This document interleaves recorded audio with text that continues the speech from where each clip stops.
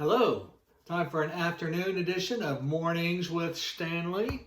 Had a good morning this morning, went for a walk. I decided to go a little bit later because today's my day off. So I go a little bit later so maybe we can avoid some of those dogs that Stanley's had so much fun barking at lately. So we took a little later and didn't see any dogs being walked. So that is the secret, evidently.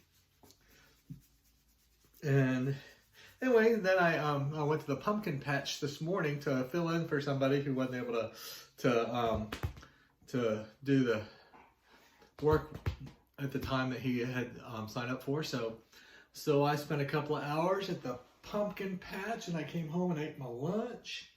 And now it's time for Mornings with Stanley. And Stanley's been a good dog. Real good dog. Already did my exercising today, so I've got the rest of my day just to relax. And that makes me feel good. Anyway, Lucy is out getting a suntan. She loves being outside. She's always been, she's an indoor dog. My intent was when I got my first dog, Opie, and he was my first dog I'd had except for when I was a little kid. We had a dachshund, of course, an indoor dog. But my intent was when I got Opie, he was going to be a big dog. He was going to be an outdoor dog. Well, he just wanted to be inside. He forced his way in one day, and he never left. That's not, of course, he would go outside, but he became an indoor dog, or an indoor-outdoor dog. And all my dogs have been that way ever since. And anyway, Lucy's just always liked being outside. Stanley, I think, likes being outside too, but he likes being with me more than being outside. Though lately he's been going out for at least a few minutes and just laying out there. I think he likes being outside too. Maybe he's growing up a little bit.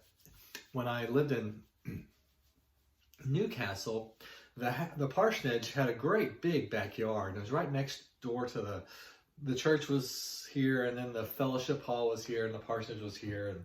And but there was no back door to the parsonage when I moved there. And so you have to put the dogs on a leash and take them out the side door and around and let them out in the backyard. And so I didn't have a dog door, so they couldn't just come in and out. So I would just leave them out there for hours at a time.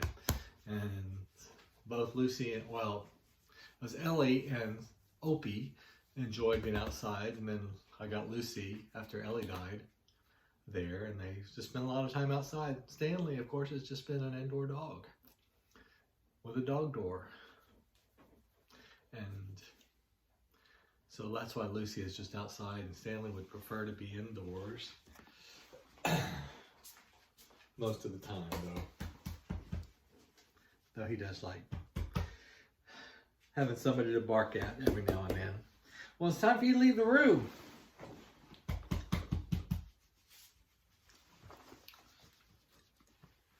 Okay, let's go.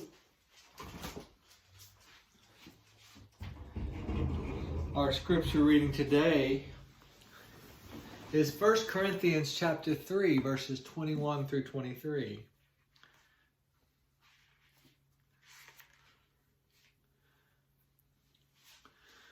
So let no one boast about human leaders, for all things are yours, whether Paul or Apollos or Cephas, or the world or life or death, or the present or the future, all belong to you, and you belong to Christ, and Christ belongs to God.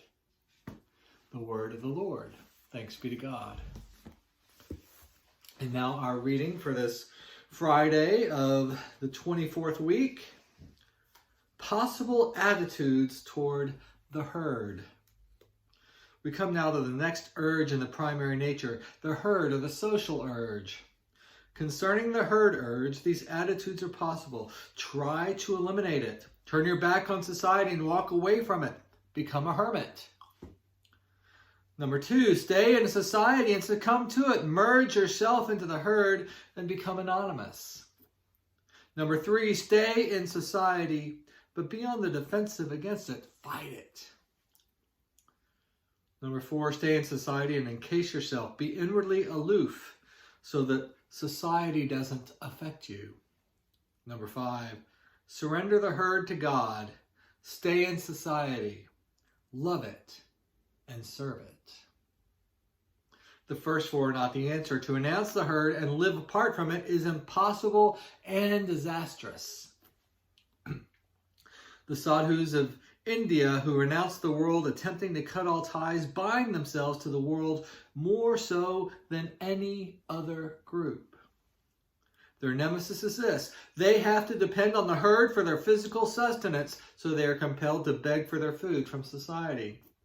No one is more dependent on society than a beggar, religious or secular. So the attempt to renounce the world has made him rely on the world more than ever. To stay in society and succumb to it, echoing its attitudes, is deadly to personality. You become no longer a person but a thing. To be in society and fight its dominance is to produce an unlovely character, always again.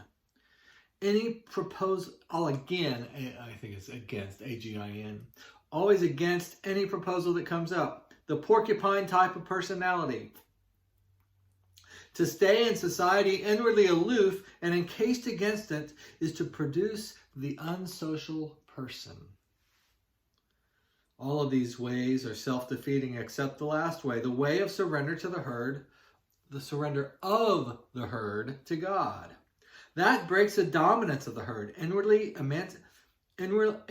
emancipating you, and then you are free to love the herd and serve it with a leisured heart. And you can love the herd because you love something more than the herd, God.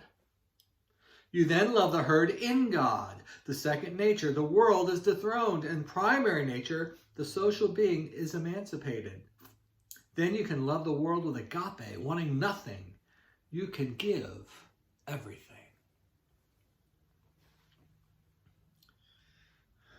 These are important words. I mean, the crowd these days with social media, and it's always easier to follow the crowd, but I think social media really makes it, different sides are pitted against each other. It's just awful the way things are right now. We're so divided. And we tend to focus on the sins of the people we disagree with and ignore our own sins. I guess it's always been the case, but there's lots of hypocrisy in the world. Unfortunately, I think we're all participants in it. Here's our prayer for today. Gracious Lord, I make you Lord. Many false lords bid for my allegiance. I have one sole allegiance, to you.